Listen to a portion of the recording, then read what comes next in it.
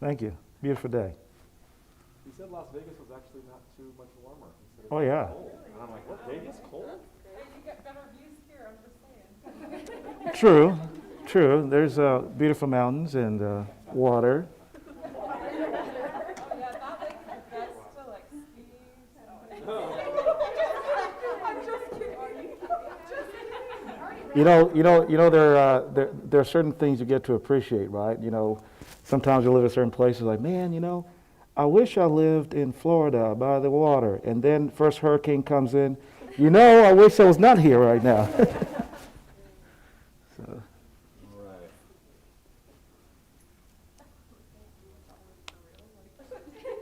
And you guys are just going to go live the moment I start? Okay. Excellent.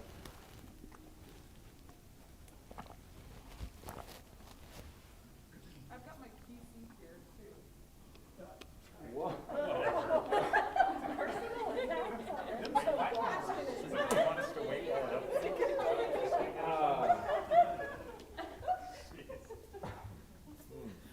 Ashton, somebody's calling you up.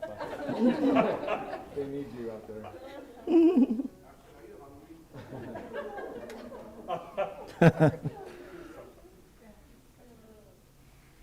All right.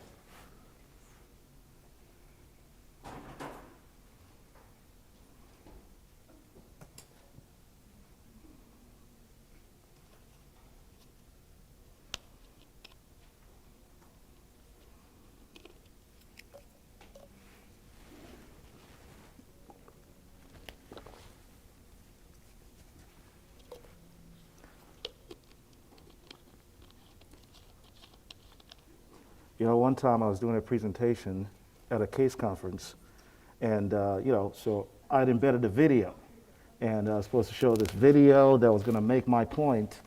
So something told me, print out all your slides, because you never know. You're in Hilton, something might fail. Well, what do you know? Slide number one, I press that video, it crashes the entire thing.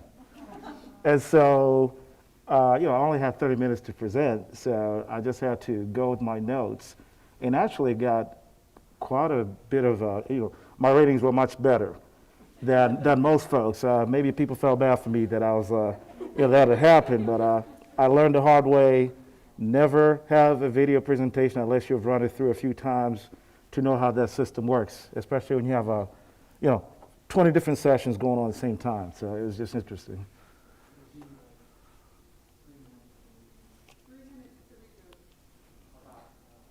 Why don't we do this? Why don't we also load it to your PC? Not saying that it's, I'm not admitting anything. I'm just saying let's also have plan C. Could we get your thumb drive again and, Yeah. and see if we can load it and just. It's really, really big of you to say that. Yeah, no, look. I thought, actually, I don't like to be so close to a PC, but that's okay. 6 feet.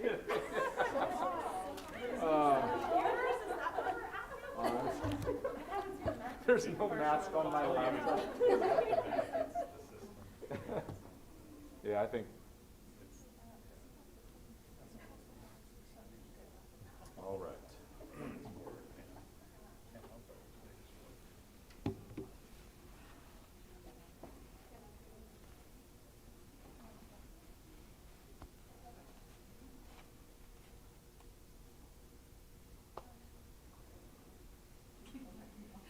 Okay, we'll make sure you have your full time. So. Oh, all good. I'm all good. I don't envy a position, but It's on there? Thank you. mhm.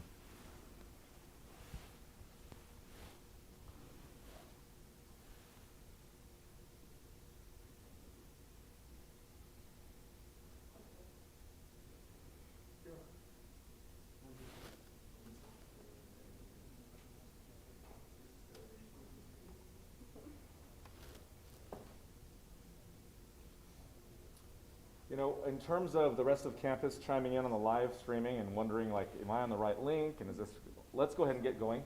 I'll do an intro.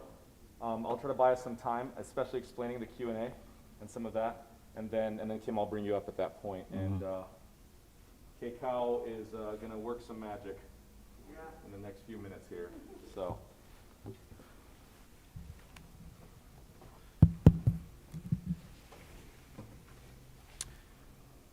You tell me, we're live stream. Wonderful. We want to welcome all of those who attended with us today in the Labor and Honor Room in the Clark building here on campus. We also want to welcome all those who are joining via the YouTube live link and our live streaming. And we're also grateful to have our candidate for the Vice President of Institutional Advancement, Mr. Kim Nyoni, with us today. Folks, for those that don't know me, my name is Kyle Reyes. I'm the Vice President of Student Affairs here at UVU, and have the wonderful opportunity to chair this search with a great committee, many of whom are in the room with us today. I appreciate all the committee's work and help to bring these finalists to campus today and tomorrow. Today we get to hear from Mr. Kim Nyoni. I obviously won't go into full depth of his resume or bio, but he currently serves as the Associate Vice President for Development at University of Nevada, Las Vegas. What will happen is we are working right now on making sure that we can get the slide presentation to function properly. We'll turn some time, probably about 25, 30 minutes over to Kim for his presentation. Afterwards, we'll have a Q&A session, and because of the hybrid nature of this, we actually have an invitation for those of you who are tuning in live on a live stream. If you will email your questions to Penny Norman, and again, the email is pnorman, N-O-R-M-A-N, @uvu.edu. Rather than have a chat going during the entire time, we prefer to have you email the questions in. Penny and I will be monitoring those, and when it's time for the Q&A portion of this presentation, we will rotate between those that are in the room, and then we will go to one that was asked via email. So if there's none via email, we'll stay with those in the room. If there's none in the room, then we'll just continue on those via email. So with that, what I'd like to do is, if there's no more questions, or if there's no questions for those that are with us today, we really appreciate Kim joining us from UNLV. I will say that when he arrived, I assumed that UNLV was much warmer, and so I said, welcome to the cold weather, and he said, no, actually, it's been pretty chilly. It gets to even 30 degrees down in Vegas. And so with that, I'd like to welcome to Utah Valley University campus, Mr. Kim Nyoni.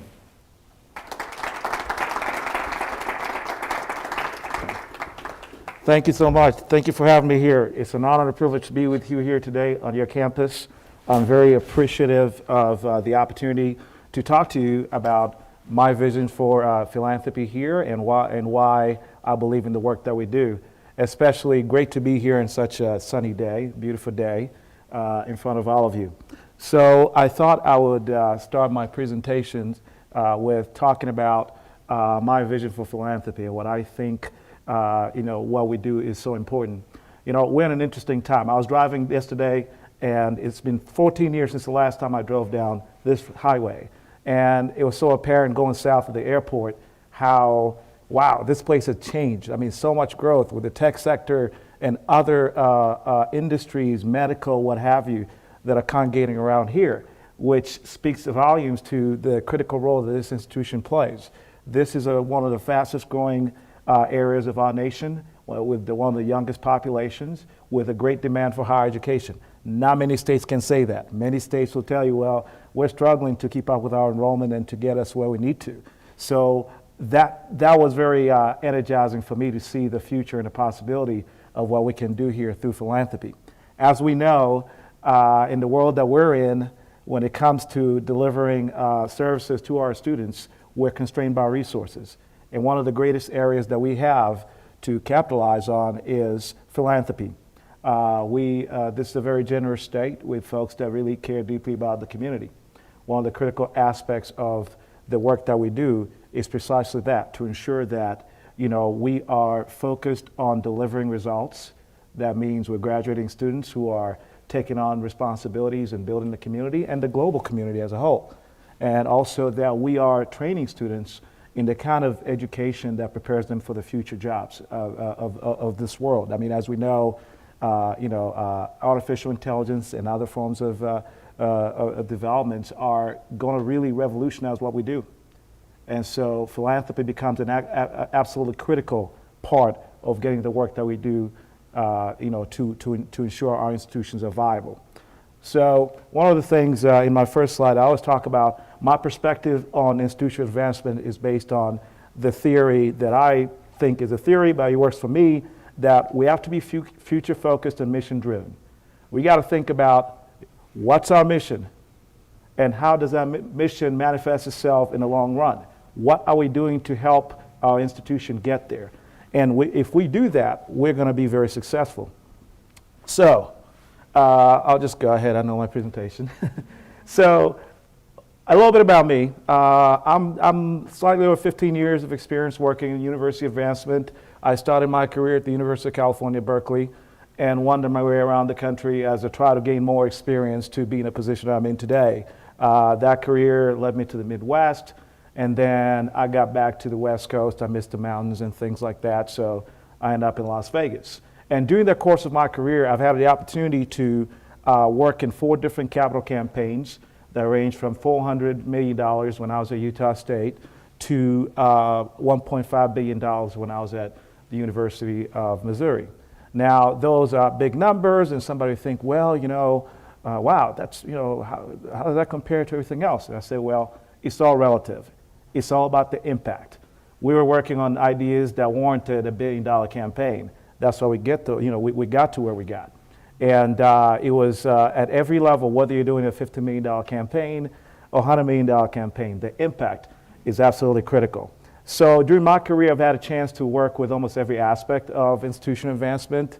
When I was working at Utah State, I was a one-person shop. So guess what? You become very good friends with anybody in alumni relations, donor relations, and plan giving and everything, because you had to do it. And I always tell people that was the best training I could ever had, was to wear many hats and be able to learn what happens in those different functions, because as you realize, moving up and getting more responsibilities, the leaders who do well are those who understand the inner workings of the division. You have walked the walk.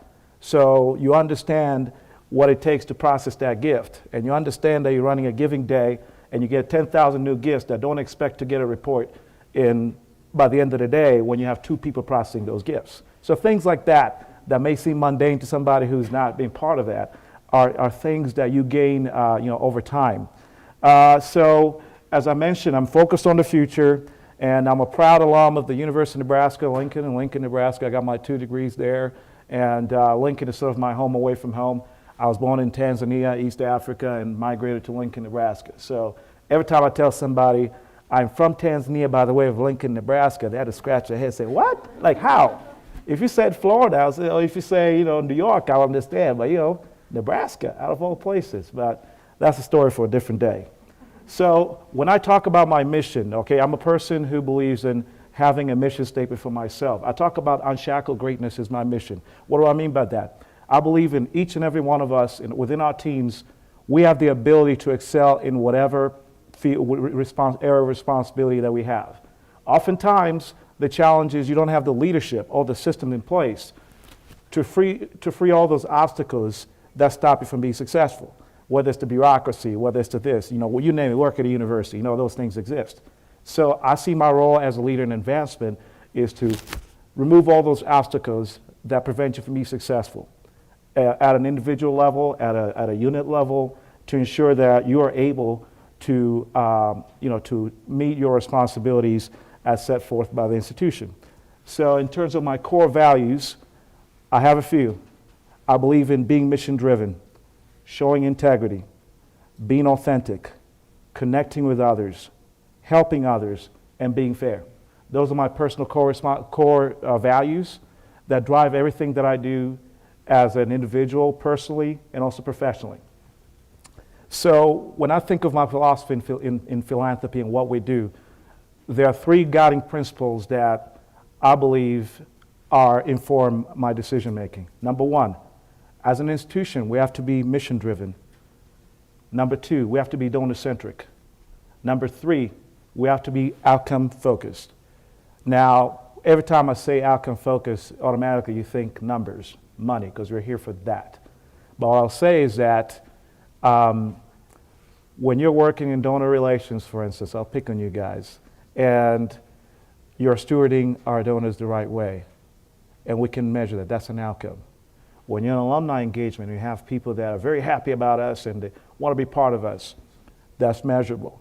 When you're in government relations and you're engaging our folks in that arena, and we have a favorable review, that's measured. So all those things are outcome focused. At the end of the day, we got to be able to show the institution, this is what we're doing to help you be successful. We got to be able to demonstrate to the entire university community, from a student, this is why it's important for institutional advancement to be a viable enterprise in this place, because we're helping you get an education, we're helping you get a job, we're helping you provide for your family, and those are important things. So as it comes to my general philosophy in what we do here overall, I tend to look at advancement as a service unit that exists to support the mission of the institution. When I talk to my leaders, I say, hey, I know what my position is. My position is not to drive the institutional, strategic plans, okay? My role is to help you realize that. You're the academic leaders. You're the folks that are here to ensure that we meet our mission. So we exist to help you. Whichever way we can help you, we're going to do that because we're a service-driven unit. Also, as I mentioned earlier, we're mission-driven. We're donor-centric. We're focused on our constituents, whichever place they are. Oftentimes, I talk about the student experience from a minoritized perspective, for example. There are institutions that think every student's experience is the same at your institution. And I'll say, I submit to you that that's not true. Because my experience is based on where I came from, my life experience, and my time on your campus. It's very different from somebody that comes from a different background. So we're going to be most successful in reaching to those folks and in doing our job if we understand that nuanced experience and speak to them from where they are, which is why you see a lot of times in alumni engagement, folks are doing affinity groups and they're doing all these affinity outreaches because they see the power in speaking to the students, to the alums where they are. Also, we have to be strategic and focus not only on just current operations, but we always got to think about preparing for the future, okay? We know we need to raise money to support scholarships funds, We know emergency funding is absolutely critical right now post-COVID. However, we'll be doing great disservice to this institution if we're not thinking long-term in terms of building endowments, building that security blanket that help us to sort of weather the storms that come through, just like COVID did. We did not expect that to happen, but it did, okay? And we also have to think about, our role in enhancing the brand of the institution. We have a significant role to play as an external-facing entity to ensure that we're best positioning the institution as a philanthropic vehicle of choice for folks who are thinking about giving funds in our support. So, as I mentioned earlier, advancement does not set priorities for the institution. Academic leaders do. Faculty, deans, academic leaders are absolutely critical in what we do. I cannot think of a single campaign, a single philanthropic engagement where we as a division say, okay, yeah, we're going to go raise $100 million and we're going to make it happen. Well, yes, we know we can tactically, but raising that for what? What purpose is it going to have? We want to build a building. What need does it address? How can we translate that to our people? So that's our role. And then ultimately, I believe that this is a people business. All of you. You work in advancement. If you're not having a good experience here, if you don't feel valued, if you don't feel that this is a culture where you can grow, we're not going to be successful. I don't care how talented you are. What's going to happen is you're going to burn out, a year or two out, and then we have to replace people. And that's like the worst thing you ever see in our industry. It happens everywhere because we don't look at this as a people business. We're thinking it's just results, but results don't happen without people. So now I want to move on to how this philosophy manifests itself from an individual unit. So one of the things that was mentioned to me was thinking the future of alumni engagement and those kind of things. And I'll tell you, in my institution, we used to be siloed like that, your alumni, your donor relations, your donor engagement. And then we said, well, if we're in the business of making good friends and making sure that they like us and they think about giving money to support us, why don't we work together? So what you see is alumni engagement, annual giving, donor engagement, working as one cohesive area, okay, that builds our foundation for philanthropy. I think I mentioned in our online in our Zoom session, Zoom interview, that the foundation of everything that we do is in those areas that I mentioned. We're here to make friends, and we're here to ensure that people like us, and we're here to ensure that our students have opportunities when they leave here. What happens next? Well, we want to translate those opportunities to dollars, to funds that can help us support our programs. So we got to think and shift away from the model of annual giving. Well, I just asked for, you do a membership to this club, and or with alumni relations where, you pay your dues to be at this tier, and look at it more as a philanthropic venture, right? Where we're engaging you as a friend. You graduate from this institution, you're automatically an alum. We're not even going to ask you to pay us anything. But what we're going to do is we're going to find dollars within our operation to augment whatever we were getting from dues to push more annual giving. Annual giving dollars translate to future major gift donors. So all those three have to work together. They're no longer a silo. We all have to be driven by that mission to get to our ultimate place. And then when you think about, foundations, roles of foundation, I mean, needless to say, you cannot be successful without a good group of volunteers. But I look at a foundation in a similar way that we look at it right now where I am, where we have this group of volunteers that have the fiduciary responsibility for the asset management of institutional investments, okay? Now, they also serve as strong advisors to the division in terms of how we use those funds and work, more on that fiduciary scale, and our leads when it comes to campaign. You start your national steering committee. Guess who's going to be there? You're going to have your board. They're going to be the ones that bring in people to help you. And I think of it in terms of time, talent, treasure, okay? When we're getting board members and we're getting folks involved in our foundation, they're either are very talented corporate executives, they have the resources to give to donate to the institution, or they have a plethora of contacts and people that may be beneficial for the institution to join us. So that's my perspective as it relates to the role of foundation, what we do. And then as I move along to the next slide, one important thing that I always say is oftentimes we recruit board members, we do internal trainings, there you go. And these folks, this may be their first time being part of a university institutional foundation board, right? So they may not know the best practices, not to their fault, but it's the first time. Everybody learns. So it's absolutely critical as we recruit board members to ensure that we provide them trainings. I mean, there are national organizations.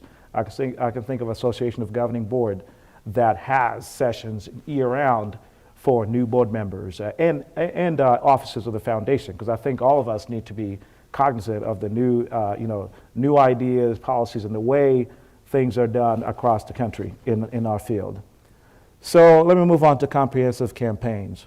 And so obviously, comprehensive campaigns are transformative. These are transformative initiatives that help an institution realize its mission. Bottom line. Success is not measured just by looking at the numbers. When you come to this campus, you see the structural development that's happened. You see that new business building. You hear about the College of Engineering new building, right?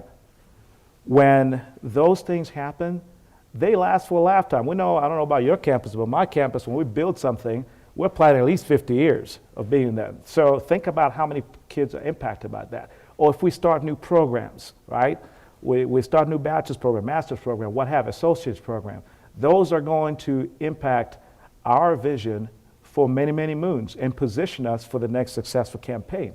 So they're highly transformative and highly impactful. you know, and in my experience, campaigns are always built around key institutional thrusters. Okay, what do I mean by that? So, my alma mater had a campaign, and their slogan was "Pioneer New Frontiers." What does that mean? We're going to have world-class academic health sciences at our campus in Omaha. Okay, we're going to have the best undergraduate honors experience. We're going to have X number of endowments that we're going to add in order to boost the teaching and research mission of the institution. So when we as fundraisers go out there and talk to our potential supporters, you got to be able to give them a Cliff Note version. So what's your campaign about? Well, we're transforming lives through 1, 2, 3, 4, 5 things, and this is what drives that. So you got to have those key thrusters that are clearly going to elevate your campus in a measurable way. Okay. Campaigns are constant.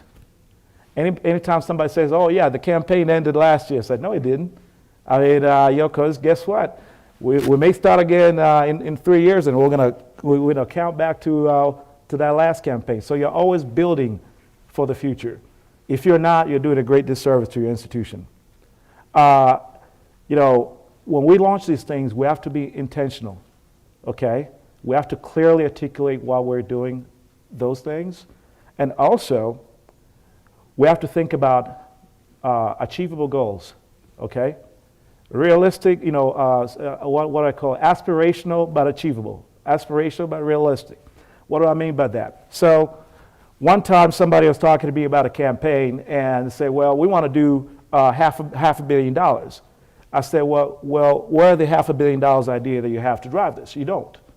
And if you look at your annual fundraising, you're not there. If you look at your prospect pipeline, you don't have the breadth. So, well, they decided to end up doing it anyway. But guess what?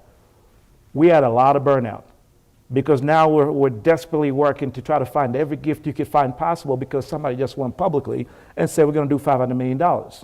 And that's not what you want to do, because what happens is you're burning out your donors that exist, and you're going to cost your institution for many years to come. So that's not what I recommend. And back to the pipeline building, as we spoke about on my Zoom, it's absolutely critical to build the pipeline. Invest a lot of money. That's to say, annual giving is our foundation. Invest the dollars in annual giving and building that major gift pipeline, because if you don't, you're going to live to regret it. You're going to find yourself in a very difficult position. And we got to ensure that as we think about launching campaigns, that we engage our faculty and academic leaders, in addition to our volunteers I mentioned earlier, to work together as a sounding board to vet ideas. What are these ideas that can drive our institution and make it successful? That's absolutely critical. So I was asked to speak about my vision about your organization. If I was part of your organization, what would that be? Okay, so my initial focus when I go anywhere and I think about things is threefold. One, defining the mission and core values. My foundation, gotta have that. Two, establish an inclusive culture, okay? I'm big in having a culture, as I mentioned, where you all feel valued, you all feel that you can make positive contributions that are being respected. And you have an opportunity to grow if that's what you want to do, okay? If you don't, it's okay too if we equip you with all the experience that you can have to go somewhere else and do great things. We recognize that. We only have enough room for growth. So we have to be the kind of organization that champions that, if somebody wants to do that. And thirdly, to address organizational needs, structurally and non-structurally. I mean, I only know what I know now, but we all know the reality becomes different once you get in and you open the closet, it's like, oh, okay, that's interesting. So that becomes important. Mission. So I want to talk about our mission. In advancement, my belief is we do three things. We'll build the brand, we'll build the base, we exceed our goals. That will be monetarily or otherwise. Those three things. So you think about that, whether you're in alumni relations, you're in donor relations, you're in fundraising, we all do that.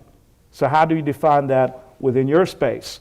And working with leadership within the division to start putting together a strategic plan that outlines how we do these things on an incremental basis up to a point where we start a campaign.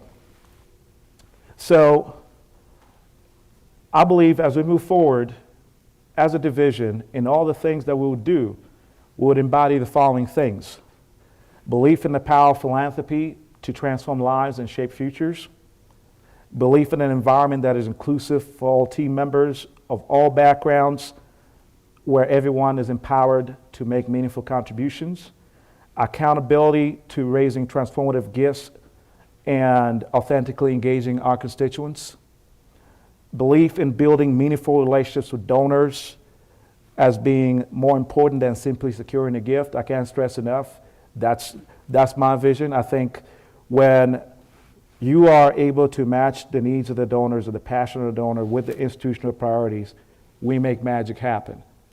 So if something is not workable, for instance, I had somebody who wanted to give us $1 million, but there are a lot of strings attached to that are not in the best interest of the institution. Guess what? We're not taking $1 million. And I want anybody who works in this division to feel empowered to say that, because I just said, great, that's what we want.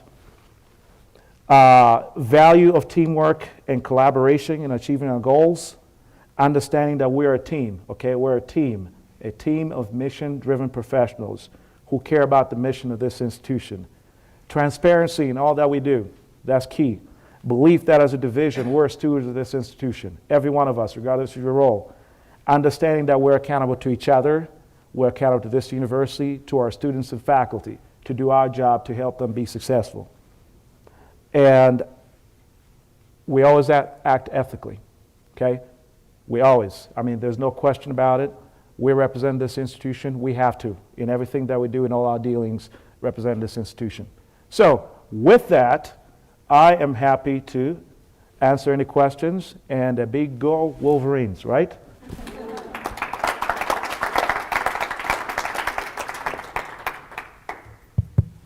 Before we start the Q&A, let me just, on behalf of the university, thank you, but also apologize No, don't worry about for the it. technological glitches. Don't This worry just about really it. just did not allow for you to share the beautiful slides that I've seen as I've gone through. So, Kim, thank you for plugging away on that. We are now going to open it up to questions. I'm not going to hand off the mic. I'm just going to come by and bring the mic and have you ask your question in the mic.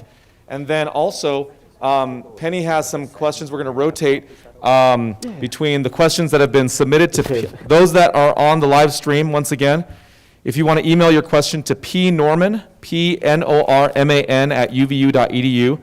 Penny is monitoring her emails, and we'll be rotating the questions. And so if there's anybody in the group here, you can just raise your hand, and I'll come by, and we'll start. So let's start with Don Kapner. And if you'd also just introduce yourself. Well, you happen to know him, but... Sure. Hi, Don Kapner, Associate Dean of the Woodbury School of Business. I'm actually asking a question from Norm Wright, the Dean, who texted to me, and he said he wanted to know, how would you handle this hypothetical situation? Let's say that the College of Business brings in a group of some very powerful board members, and they, of course, have a long-term plan to have those folks engage in the School of Business's goals. One of them is to be the best teaching institution in Utah. Another one is to help our students get credentials beyond their traditional credentials, like CFA or CPA or whatever it might be. Though I just mentioned finance and accounting, but there's project management and lots of others. So the question is this: as those folks become active, how would you allow the College of Business to steward those folks, and at the same time allow opportunities for the entire institution to benefit from the relationships with those individuals? Thank you. So you talked about collaboration. As I mentioned earlier, the partnership between academic leaders and us is absolutely critical. I don't think that every prospect necessarily should be managed centrally, but I do think there's an opportunity to co-manage relationships where I can assist you and the dean in cultivating those relationships. And then when we get to a point where, we know that their interest is in whatever programs you have, then by golly, let's go there. The because we want to be donor-centric here. It's not about territories. It's about what makes the best sense to secure gifts in support of the institution. Now, we may get to a stage where we see that those individuals have they have broader scope where we can do multiple solicitations, and that's where I think it becomes critical to get the president and a person in this role involved in devising an institutional plan where the business school may take the lead, be like the 60%, but then we also have something for student affairs, we have something for all these other different areas, because otherwise we'll be leaving funds on the table that the institution badly needs. We have a question that came in to Penny. Okay, is this on? Is this on? I don't think it's on. Okay, this question comes from Jared Sumption, who is our AVP and Director of Athletics. He said, please talk to us about the role you see athletics playing in the overall university fundraising strategy. Well, as somebody who used to work in athletics, I'll say I'm a bit biased in saying that what I believe in, which athletic is the front door to the institution.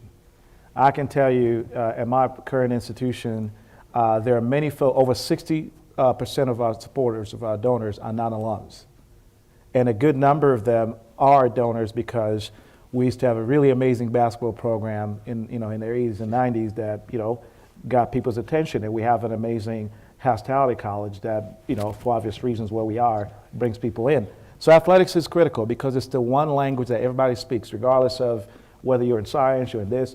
We all cheer for that for the Wolverines, and that is an entity that helps enhance our brand. So I see athletic as being absolutely critical in helping us to bring people together and open the doors for philanthropy for the entire campus. Our next question's right here. Hi, I'm Sean. I'm the Assistant Director for the Alumni Relations, and I'm also the advisor for the alumni branch on campus. My question to you is, you talked a lot about philanthropy, and student alumni works a lot with philanthropy as well. One of the key areas that we have here at UVU is our ratio of graduates between the age group of 28 to 34. My question is, how do you envision engaging our students to be more involved as alumni at that age group? When you look at the demographics of the graduates, it is a tough place to be in, especially when you're just coming out of college and you're worrying about the future and your families. But our goal is to bring the students back on campus, get them involved, whether it be a giving, whether it be time, their involvement on campus. How do you envision that? So thank you for that. I appreciate it. One of the things that I always look at is, you look at the, not necessarily Ivy, but the liberal arts colleges, that have 60 to 70% alumni participation and things like that, and what they do well is to build that sense of belonging to the institution from an early age, where you have class giving programs that are not necessarily focused on the amount raised, but just getting people to think about philanthropy. Okay, it may be $1. The entire class wants to put a statue downstairs, and they say, "Well, I'll do it." Things like that. But even more important, at my institution, when we decided to pivot away from the membership due paying structure of our alumni association to, we looked at the dollars that we were getting from that versus the impact and say, well, we have 106,000 alumni and barely 3,000 are members of our association. I mean, we can find money within our budget to offset that and just strictly focus on building that belongingness, sense of belongingness through programming that brings people back to campus, digital engagement. We invested a lot in digital engagement and using digital tools, whether it's from your TikToks to your Facebook campaigns, you name it. Whatever the cool kids are using, we're going to go after it to ensure that we build that brand that way. And I think that was a really, really good move because now we've removed the barrier of, yeah, it's going to cost you $90 a year to be a member. Let's not worry about it. Let's have you come back because as you do better, you will you'll be successful. So, thank you for that. Our next question came in on this director. Jennifer Henriksen, who is one of our data and prospect development analysts, would like to know more about your thoughts on the role of prospect research development in advancement. Oh, it's absolutely critical. I mean, we can't do what we do without those folks. And oftentimes I said, one time I had a boss who said, well, all of you, meaning anybody who's not a fundraiser, all of you only exist because of these people. Your roles really, if it wasn't for them, you wouldn't even be here. And so we're sitting there and looking at ourselves and saying, you got to be kidding me, right? We spent all these years trying to say otherwise. I mean, this is, I always say, I'm a football fan, so I use football analogies. I say offense, defense, have a bad special teams and see what happens to you. You can't go anywhere. So without data, without the data systems, without the processing of gifts being done right, without frontline fundraisers having the data they need to act on, can't do their job.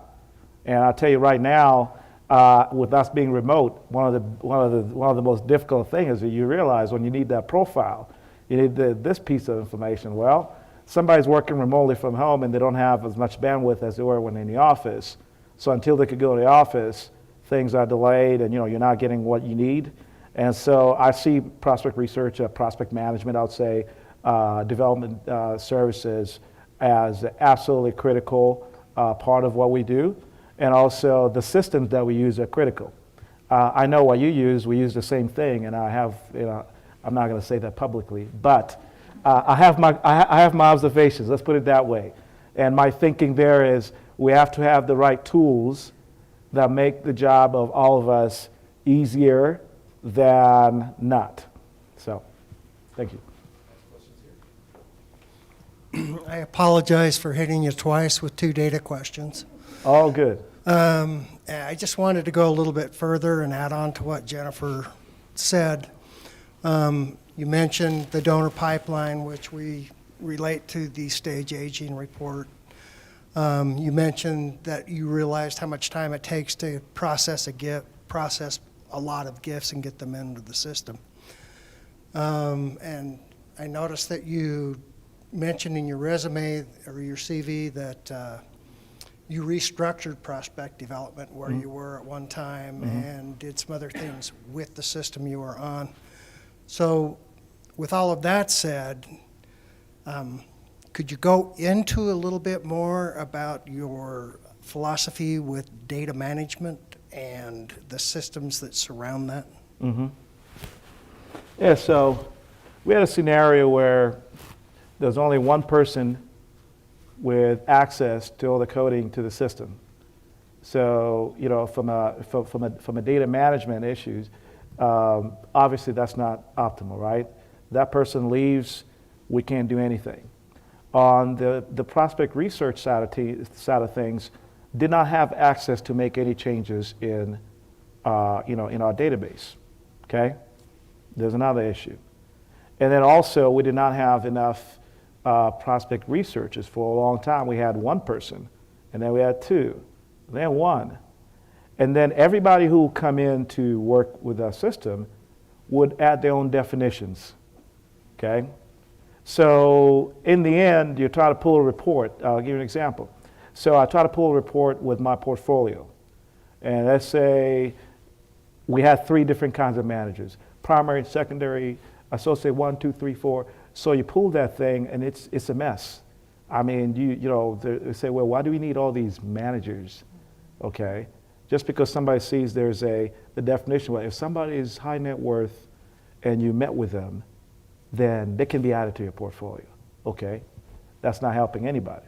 And then furthermore, our tool that we were using that is owned by a company that starts with a B,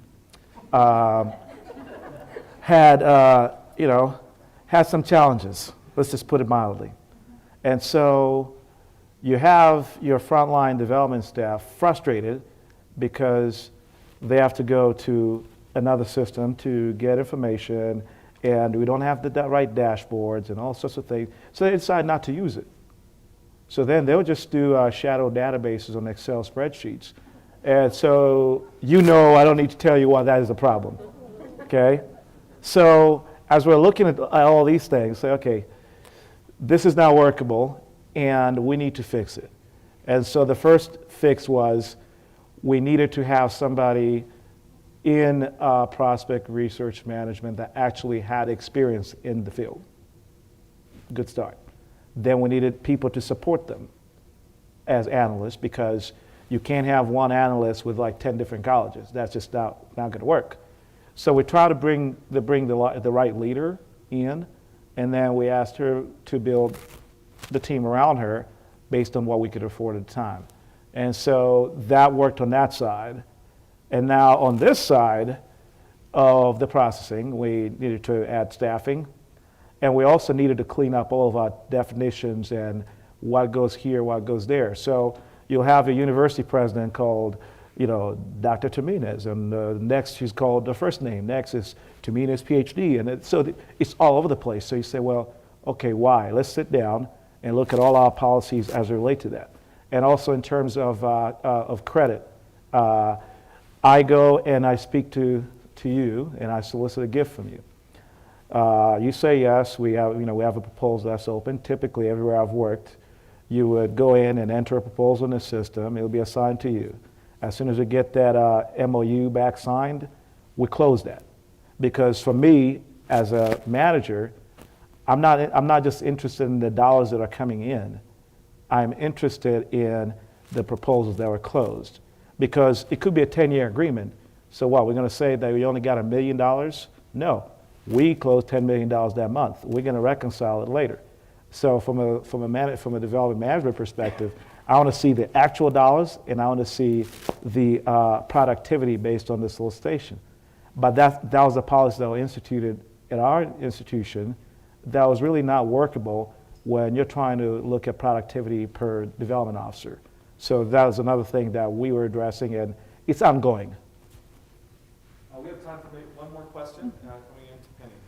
Deirdre Miller, who is our Director of Executive Events, she says she's curious about your plans for the first year being here.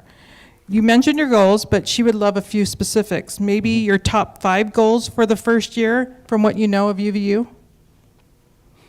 Number one, structural, like I said, structural and non-structural organizational needs, okay? I need to look at that and figure out why we're doing the things that we're doing, what's working well, what's not working well, right? And take care of that. Number 2, I talk about core values and mission. I need us to sit together and decide how we're going to best represent this institution, okay?